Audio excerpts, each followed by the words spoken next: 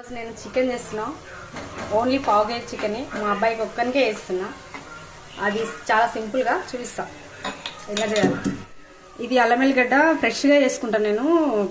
అల్లం, ఎల్లిపాయలు, 4-5 లవంగాలు, కొంచెం చెక్క వేసి బాగా దంచుకొని వేసుకుంటా. అప్పటికప్పుడు ఫ్రెష్గా వేసుకుంటే కొంచెం టేస్ట్ బాగుంటుంది. ఇందులో ఫస్ట్ ఉల్లిపాయ వేసుకొని ఫ్రై చేసుకున్నా, తర్వాత అల్లం ఎల్లిగడ్డ ఫ్రై చేసుకున్నా, తర్వాత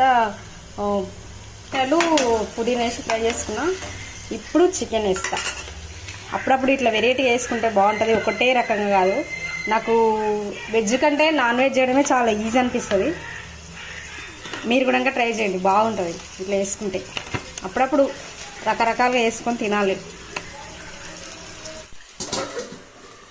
లాస్ట్లో ధనియాల పొడి, చికెన్ మసాలా, కొత్తిమీర వేసుకుంటే అయిపోతుంది.